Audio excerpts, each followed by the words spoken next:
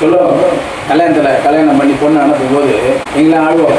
அப்போ நம்ம என்ன பண்ணுவோம், அழுது சரி அப்படி எல்லாரும் அழுவாங்கன்னு நினைக்கிறேன். அனுப்பிச்சி விட்டோம். இது ஒன்றும் இல்லை, இந்த வீட்டில் பொண்ணு இங்கே ஒரு நம்ம கிட்ட தான் ஒரு வீட்டில் பொண்ணு எடுக்கிறாங்க. 4ஆவது வீட்டுக்கு போய்க்கலாம். 2 பேரும் கல்யாணம் பண்ணி இங்கே இந்த அண்ணா புத்தகம்னா இவங்க அழுவில் இதுதான் போகுது அப்படின்னா என்ன சொல்லணும். இல்லை பொண்ணு கட்டினா என்ன பண்ணோம், கட்டி கொடுத்தா மாமனாரு பொண்ணுக்கு அப்போ என்ன பண்ணோம், அழுவோம். அதுக்காக அழுவாங்க. எங்கள் அப்பா அழுவாங்க அப்படின்னு அழுவாங்க. அவளுக்கு கொஞ்சம் அழுவாங்க. என்னென்ன அனுப்பிச்சி விடுறாங்க. அதில் சிலர் சொல்லப்பட்டிருக்கும், ஒரு இனத்துக்கு ஒரு தன்மை உண்டு.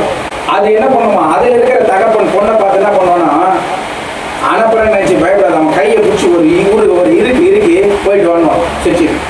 அப்படின்னா என்னன்னா, இவ்வளவு நாள் நான் பிடிச்சிருக்கேன், இப்போ உன்னை பிடிக்கிற உறுதியானது என் ஆய்வு உள்ள வரையில் வந்துடும்.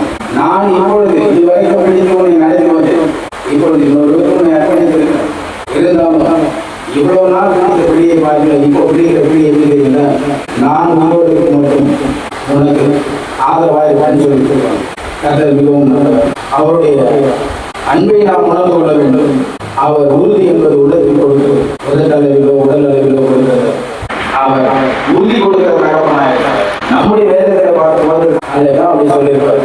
அந்த இனத்தினுடைய தகப்பன் அப்படி பெண்ணுக்கு உறுதி கொடுக்கும் பொழுது, வானத்தையும் பூமியையும் உண்டாக்கின கர்த்தர் நமக்கு உறுதி கொடுக்கும் போது என்னுடைய கிருபையானது எப்பொழுதும் கூட வரும் அப்படின்ற மாதிரி கூறியிருப்பார். எல்லாம் சந்தோஷமா இருக்கா? தேவையுள்ள நேரம் குறைவு